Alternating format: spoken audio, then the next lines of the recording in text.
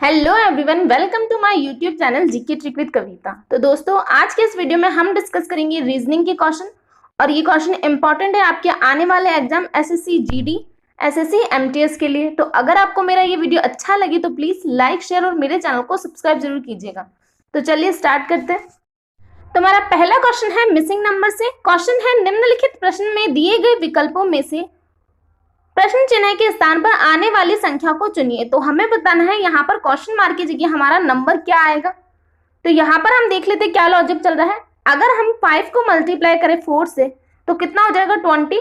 20 में प्लस करें 4 तो 24 हो जाएगा, और यहाँ पर 24 आ रहा है। इसमें 5 को मल्टीप्लाई करेंगे 5 से तो 25। 25 में 6 ऐड करेंगे तो 31 आ जाएगा। तो यही लॉजिक होगा, इन दोनों को मल्टीप्लाई करना है और इसको प्लस करना है। तो 6 7 जा क्या होता है 42। 42 में प्लस करेंगे 3 तो कितना निकल के आएगा 45। और 45 हमारा ऑप्शन नंबर बी में दे रखा है, तो यही हमारा आंसर होगा। नेक्स्ट क्वेश्चन, तो हमारा अगला क्वेश्चन है, दी गई आकृति में कितने त्रिभुज है। तो हमें इस आकृति में बताना है त्रिभुजों की संख्या। तो यहाँ पर हमें इस वाली आकृति में कितने त्रिभुज होते हैं। इस वाली आकृति में 3 त्रिभुज होते हैं, 1 2 और ये पूरा 3। तो यहाँ पर हमें ये ऐसी आकृति दे रखी है, तो इसमें तो 3 त्रिभुज हो गए। एक ये नीचे है, यहाँ पर ये चौथा त्रिभुज, और ये सारे मिलाकर बड़ा वाला त्रिभुज हो जाएगा 5वां त्रिभुज। तो कितने त्रिभुज है इस आकृति में 5 त्रिभुज है। नेक्स्ट क्वेश्चन, तो हमारा अगला क्वेश्चन मैट्रिक्स से है। क्वेश्चन है, एक शब्द केवल एक संख्या समूह द्वारा दर्शाया गया है, जैसा कि विकल्पों में से किसी एक में दिया गया है। विकल्पों में दिए गए संख्या समूह अक्षर में 2 वर्गों द्वारा दर्शाए गए हैं, जैसा कि दिए गए 2 आरव्यू में है। आरव्यू 1 के स्तंभ और पंक्ति की 0 से 4 और आरव्यू सेकंड में 5 से 9। इन आरव्यू में एक अक्षर को पहले उसकी पंक्ति और बाद में स्तंभ संख्या द्वारा दर्शाया जा सकता है। उदाहरण के लिए J42। तो J को 42 किस तरह लिखा गया है ये हम पहले चेक कर लेते हैं यहाँ पर। तो यहाँ पर हम देख लेते हैं 42। तो 42 को हम कैसे चेक करेंगे, 4 यहां से लेंगे और 2 यहां से लेंगे, तो ये हो गया 42। और ये 42 कहां पर होगा, यहां से यहां पर। तो 42 पर क्या है, J है। तो इस तरह हमें ये चेक करना है। तो क्वेश्चन पढ़ लेते हैं। क्वेश्चन क्या बोला गया है। क्वेश्चन है, इसी तरह आपको प्रश्न में दिए गए शब्द काइट के लिए समूह को पहचानना है। तो हमें क्या निकालना है, काइट के लिए समूह को पहचानना है। तो काइट के लिए संख्या निकालनी है हमें। तो हम क्या करेंगे, सीधा ऑप्शन को देखेंगे, ऑप्शन से चेक करेंगे। तो लास्ट में हमें दे रखा है 21, लास्ट में क्या है, ई है। तो क्या 21 के लिए ई है वो हम चेक करेंगे पहले। तो 2 यहां पर हो जाएगा और 1 यहां पर हो जाएगा। तो 21 के लिए क्या है, ई है। तो हाँ, ये वाला हो सकता है, ये वाला चेक कर लेते हैं। 04 के लिए ई है क्या, तो 0 यहां पर हो जाएगा, 4 यहां पर हो जाएगा। क्या 04 के लिए ई है, नहीं है, यहाँ पर एन है। तो ये वाला तो हमारा नहीं बनेगा। ऑप्शन नंबर सी चेक कर लेते हैं। यहाँ पर हमें दे रखा है 86, तो 8 यहां से लेंगे, 6 यहां से लेंगे। तो 86 पर क्या है, ई है। तो ये वाला भी हमारा हो सकता है। यहाँ पर हमें दे रखा है 01, तो 0 यहाँ पर है, 1 यहाँ पर है। तो ये वाला भी हमारा हो सकता है। इन तीनों में ही ई आ रहा है। तो ऑप्शन नंबर बी को हमें चेक करने की जरूरत नहीं है, क्योंकि 04 पर हमारा क्या निकल के आ रहा है, एन निकल के आ रहा है, जबकि हमें ई चाहिए। तो एक ऑप्शन तो हमारा चला गया। यहाँ पर हम चेक कर लेते हैं 88। तो 88 यहां से लेंगे 8, यहां से लेंगे 8। 88 पे हमारा क्या निकल के आ रहा है, टी निकल के आ रहा है, और टी ही हमें चाहिए। तो ये ऑप्शन हमारा हो सकता है। यहां से हम चेक कर लेते हैं 12। तो यहां से हम लेंगे 1, यहां से हम लेंगे 2, और यहाँ पर हमारा क्या निकल के आ रहा है, आई निकल के आ रहा है। लेकिन हमें क्या चाहिए, हमें जरूरत है टी की। तो यहाँ पर 12 पे टी होना चाहिए, टी नहीं हो रहा है, तो सी ऑप्शन भी हमारा नहीं हो सकता। यहाँ पर हमें दे रखा है 68। तो 68 पर चेक कर लेते हैं। 6 यहाँ पर है, 8 यहाँ पर है, तो यहाँ पर हमें टी दे रखा है। आगे चेक कर लेते हैं। ये 2 ऑप्शन तो चले गए। अब हमारे पास ए और डी है। तो यहाँ पर 58 पर क्या होना चाहिए, यहाँ पर आई है। तो 58 पर आई है क्या, तो 5 यहाँ पर है, यहाँ पर 8 है, तो यहाँ पर आई तो दे रखा है, तो ये हो सकता है। यहाँ पर 23, इसी को चेक कर लेते हैं पहले हम। तो यहाँ पर 23 पर के होना चाहिए, तो 2 यहाँ पर है, 3 यहाँ पर है, लेकिन 23 पर यहाँ पर क्या आ रहा है, वी आ रहा है। तो इसका मतलब हमारा ये भी नहीं होगा। तो ऑप्शन नंबर 1 ही हमारा होगा। यहाँ पर इन दोनों को हमने चेक कर लिया। 12 पे क्या होना चाहिए, आई होना चाहिए। तो यहाँ पर 1 यहाँ पर है, 2 यहाँ पर है और यहाँ पर आई हमें दे रखा है। 10 पर के होना चाहिए, तो 1 यहाँ पर है, 0 यहाँ पर है, तो इस पे हमारा के निकल के आ रहा है। तो ये वाला हमारा आंसर करेक्ट हो जाएगा। काइट के लिए ये समूह होगा। नेक्स्ट क्वेश्चन,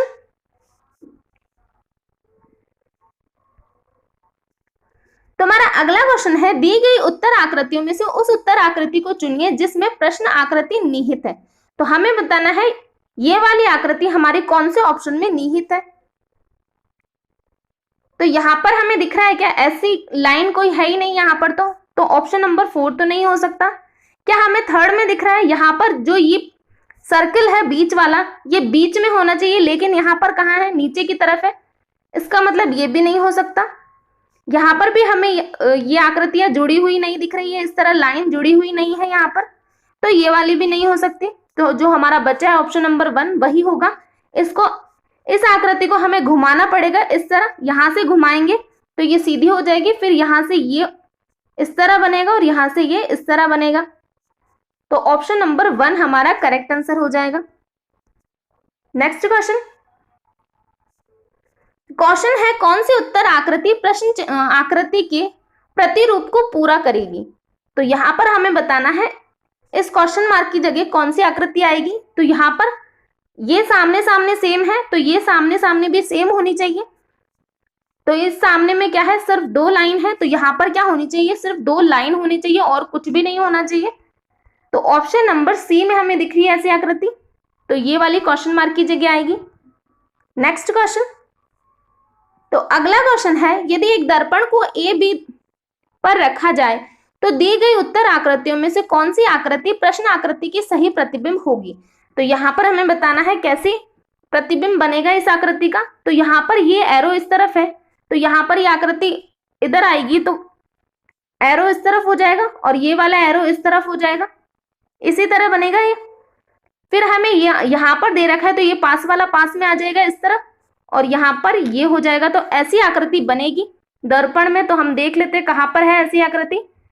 तो ऑप्शन नंबर सी में हमें ऐसी दिख रही है, तो यही हमारा करेक्ट आंसर हो जाएगा, ऑप्शन नंबर सी।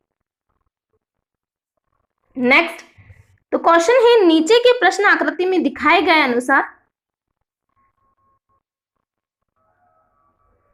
कागज को मोड़कर छेदने तथा खोलने के बाद वह किस उत्तर आकृति जैसा दिखाई देगा। तो यहाँ पर इस आकृति को मोड़ा गया है, फिर यहाँ पर 2 बिंदु 2 सर्किल बनाए गए हैं, तो इसको खोलने पर ये कैसा दिखेगा वो हमें बताना है। तो यहाँ पर ये सर्किल है, इसको मोड़ा गया है, तो यहाँ से ये खुलेगा तो कैसा बनेगा, ये खुल के यहाँ पर ऊपर आएगा, तो यहाँ पर भी एक सर्किल हो जाएगा। ये 2 सर्किल तो है, यहाँ से ये खुलने पर यहाँ पर एक सर्किल हो जाएगा। तो ऑप्शन नंबर ए में हमें दिखाई दे रहा है ऐसा सर्किल। तो अगला क्वेश्चन है, यदि P का अर्थ डिवाइड, Q का अर्थ प्लस, R का अर्थ मल्टीप्लाई तथा S का अर्थ माइनस हो तो हमें इसका मान निकालना है। तो यहाँ पर हम देख लेते हैं R का मतलब क्या है, R का मतलब मल्टीप्लाई है, तो यहाँ पर क्या हो जाएगा, मल्टीप्लाई हो जाएगा। P का मतलब है डिवाइड, तो इसको हम डिवाइड करेंगे, 13 डिवाइड बाई 39 करेंगे तो कितना निकल के आएगा, ये हो जाएगा 1/3, यही निकल के आएगा। 1/3 को हम 42 से मल्टीप्लाई करेंगे तो कितना निकल के आएगा, ये 3 से डिवाइड हो जाएगा, तो 3 1 3, 3 4 12। तो यहाँ पर क्या निकल के आ रहा है, यहाँ पर हमारा निकल के आ रहा है 14। आगे चेक कर लेते हैं, Q का मतलब क्या है, Q का मतलब है प्लस और S का मतलब है माइनस। तो ये सॉल्व करना है हमें। यहाँ पर माइनस के 6 इसमें से लेस हो जाएंगे तो कितना निकलेगा, प्लस के 5 निकल के आएगा, प्लस का 5 इसमें ऐड करेंगे तो 14 प्लस 5 होगा तो 19 निकल के आ जाएगा, जो कि ऑप्शन नंबर सी में हमें दे रखा है। नेक्स्ट क्वेश्चन,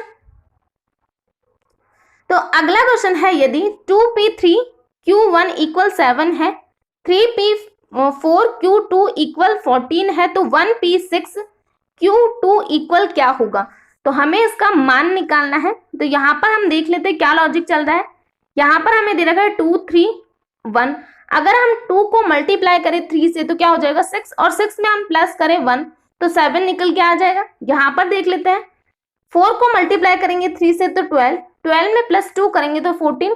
तो यही लॉजिक होगा, पहले मल्टीप्लाई करना है और Q का मतलब प्लस है, तो यहाँ पर 6 1 जा 6, प्लस करेंगे 2 तो 8, और 8 हमें ऑप्शन नंबर डी में गिवन है। Next question. तो अगला क्वेश्चन है निम्नलिखित शब्दों को शब्दकोश में आने वाले क्रम के अनुसार लिखें। तो ये क्वेश्चन आप कर सकते हो, ये क्वेश्चन आपके होमवर्क का क्वेश्चन है, इसका जवाब आपको कमेंट बॉक्स में देना है। तो अगला क्वेश्चन है निम्नलिखित प्रश्न में दिए गए विकल्पों में से लुप्त अंक ज्ञात कीजिए। तो यहाँ पर हमें नंबर सीरीज दे रखी है, क्वेश्चन मार्क की जगह हमें बताना है क्या नंबर आएगा। तो यहाँ पर सबसे पहले क्या करेंगे, डिफरेंस चेक करेंगे। पहले में है 5 का डिफरेंस, यहाँ पर कितने का डिफरेंस दिखाई दे रहा है, 4 का। यहाँ पर हमें 3 का डिफरेंस दिखाई दे रहा है, यहाँ पर 2 का। तो अब नेक्स्ट डिफरेंस क्या होगा, 1 का डिफरेंस होगा। तो 16 में से लेस कर देंगे 1, तो क्या निकल के आएगा, 15। तो 15 हमारा आंसर होगा ऑप्शन नंबर डी। नेक्स्ट। तो अगला क्वेश्चन है एक अनुक्रम दिया गया है जिसमें एक पद लुप्त है, दिए गए विकल्पों में से वह सही विकल्प चुनिए जो अनुक्रम को पूरा करे। तो यहाँ पर हमें दे रखा है x T P L H, तो यहाँ पर क्या होगा, क्वेश्चन मार्क कीजिए। तो एक्स क्या होता है, एक्स होता है 24, टी होता है 20, पी होता है 16, एल होता है 12, एच होता है 8। तो यहाँ पर क्या चल रहा है, -4 चल रहा है। तो 8 में हम -4 करेंगे तो कितना निकल के आएगा, 4, और 4 पे क्या होता है, 4 पे होता है डी। तो ऑप्शन नंबर सी हमारा करेक्ट आंसर। तुम्हारा अगला क्वेश्चन है निम्नलिखित प्रश्न में दिए गए विकल्पों में से विषम संख्या को चुनिए। तो हमें दे रखा है डॉलर, रुपए, पौंड, क्रेडिट कार्ड। तो इनमें से हमें बताना है अलग कौन सा है। तो यहाँ पर डॉलर, रुपया, पौंड ये सभी क्या है, ये तीनों मुद्रा के रूप है, लेकिन क्रेडिट कार्ड मुद्रा का रूप नहीं है। तो यही हमारा अलग हो जाएगा, option number D. Next question. तो अगला क्वेश्चन है निम्नलिखित प्रश्न में दिए गए विकल्पों में से विषम संख्या युग्म को चुनिए। तो इनमें से हमें बताना है विषम कौन सी है। 3 में सेम लॉजिक होना चाहिए, चौथा अलग होना चाहिए। तो हम सबसे पहले डिफरेंस लेके देख लेते हैं। 22 और 28 में कितने का डिफरेंस है, यहाँ पर 6 का डिफरेंस है। 15 और 21 में 6 का डिफरेंस होता है। यहाँ पर 23 और 28 में कितना डिफरेंस होगा, 5 का डिफरेंस। 34 और 40 में 6 का डिफरेंस। तो यहाँ पर हमें अलग कौन सी दिखाई दे रही है, यहाँ पर सी हमें अलग दिखाई दे रहा है। तो यही हमारा आंसर हो जाएगा, option number C. Next question. तो अगला क्वेश्चन है निम्नलिखित प्रश्न में दिए गए विकल्पों में से विषम अक्षरों को चुनिए। तो यहाँ पर हमें बताना है अलग कौन सा है। तो इनमें भी हम डिफरेंस चेक कर लेते हैं पहले। एल होता है 12, एन होता है 14, यहाँ पर +2 चल रहा है। बी से डी यहाँ पर भी +2 है, के से आई +2 है, ई से जी यहाँ पर भी +2 है। तो अभी हमें नहीं पता चल रहा है इनमें से अलग कौन सा है।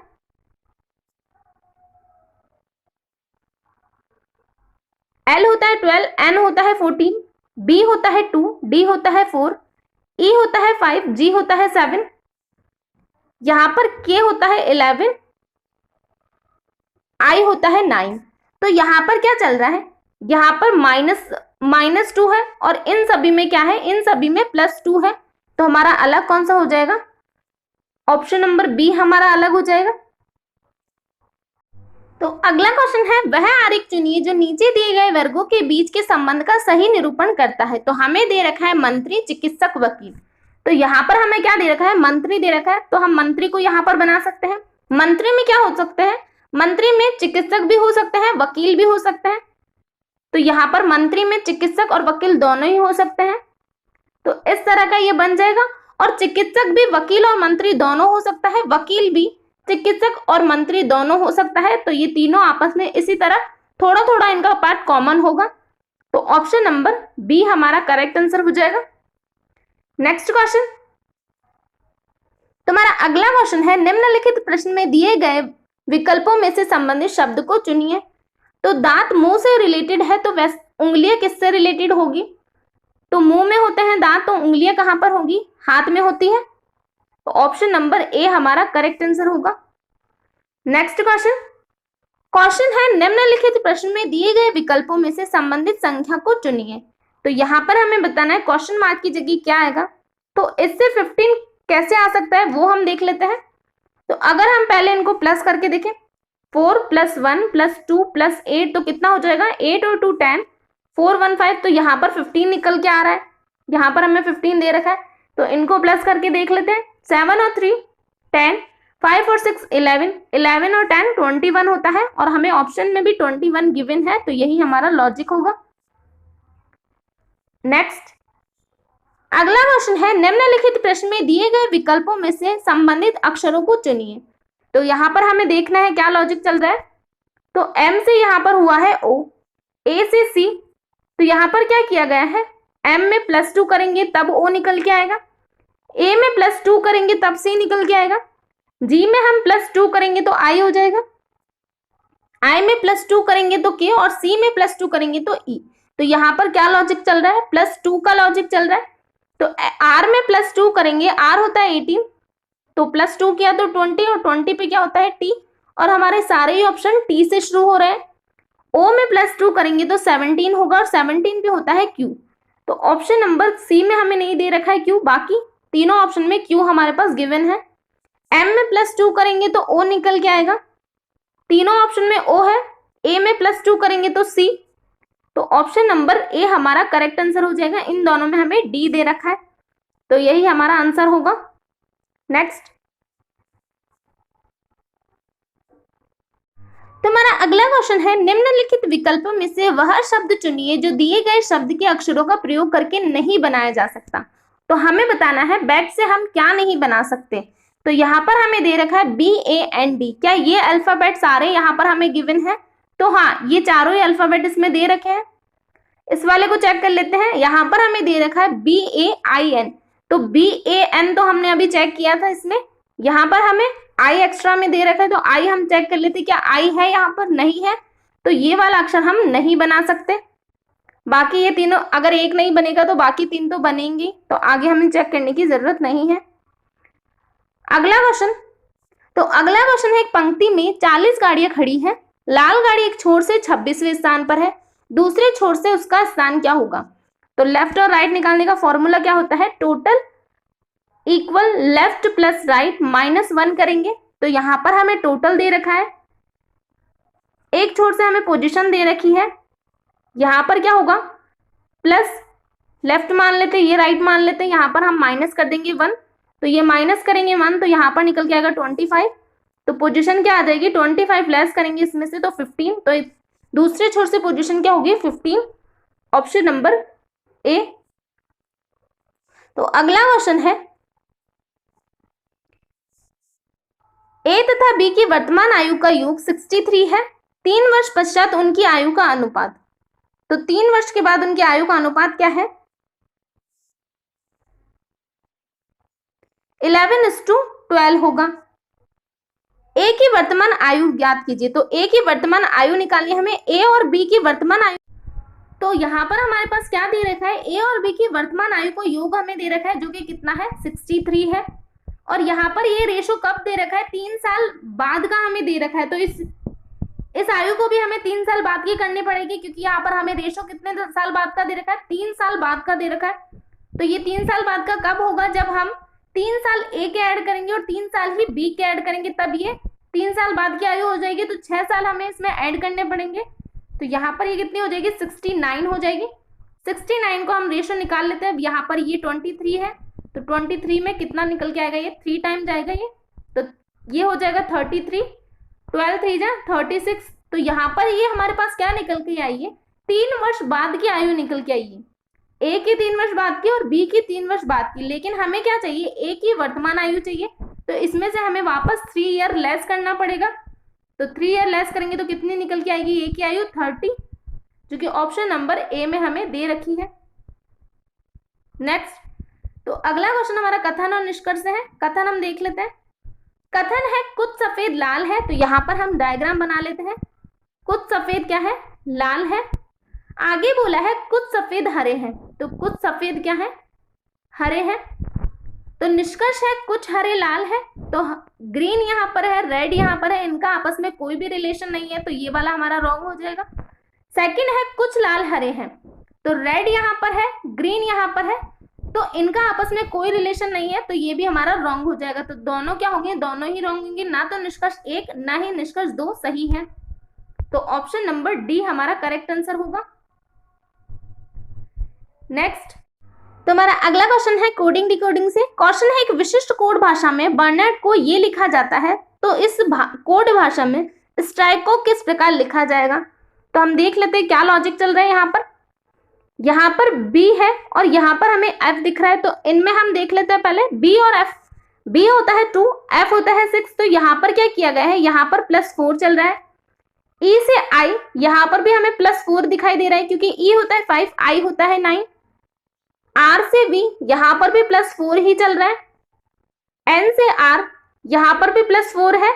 ए से ई +4, आर से वी +4 और डी से एच +4। तो यहाँ पर क्या लॉजिक चल रहा है, +4 का लॉजिक चल रहा है। तो इसमें हम निकाल लेते हैं इसका कोड। तो एस होता है 19, +4 करेंगे तो क्या निकल के आएगा, डब्ल्यू निकल के आएगा। तो ऑप्शन नंबर सी में डब्ल्यू नहीं है और ऑप्शन नंबर बी में डब्ल्यू नहीं है, तो ये दो ऑप्शन हमारे हो सकते हैं। टी होता है 20, +4 करेंगे तो 24 और 24 पर वाई होता है। ऑप्शन नंबर 24 पर एक्स होता है, तो ऑप्शन नंबर ए में हमें वाई दे रखा है, तो इसका मतलब ये नहीं होगा, ये नहीं होगा, ये नहीं होगा, तो हमारा कौन सा होगा, ऑप्शन नंबर डी ही हमारा करेक्ट आंसर होगा। आर में +4 करेंगे तो कितना निकल के आएगा, 22 और 22 पे वी होता है। आई में +4 करें, आई 9 +4 13, 13 पर एम। के होता है 11, 11 में +4 करेंगे तो 15 और 15 पर ओ। ई में +4 करेंगे तो 9 और 9 पे आई, तो ऑप्शन नंबर डी हमारा करेक्ट आंसर होगा। नेक्स्ट, तो आज का लास्ट क्वेश्चन है। क्वेश्चन है एक विशिष्ट कोड भाषा में FOG को 30 तथा LAP को 31 लिखा जाता है, तो इस कोड भाषा में SAP को किस प्रकार लिखा जाएगा। तो यहाँ पर हम अल्फाबेट के नंबर ऐड करके देख लेते हैं। F होता है 6, O होता है 15, G होता है 7, तो यहाँ पर कितना हो जाएगा, 15 और 6 21, 21 प्लस करेंगे 7, तो ये हो जाएगा 28। लेकिन हमें यहाँ पर 30 दिया है, तो अगर हम इसमें +2 और कर दें तो 30 हो जाएगा। L होता है 12, A होता है 1, P होता है 16, तो 6 और 2 8 और 1 9, ये हो जाएगा 29। तो यहाँ पर दे रखा है हमें 31, तो इसका क्या मतलब है, इनको अल्फाबेट के नंबर को ऐड करना है और उसमें क्या करना है, +2 करना है। S हमें दे रखा है 9, S A हो जाएगा 1, P हो जाएगा 16, तो 9 और 1 10, 10 और 6 16, 1 2 3, तो 36 में +2 करेंगे तो 38, और ऑप्शन नंबर सी में हमें 38 दे रखा है,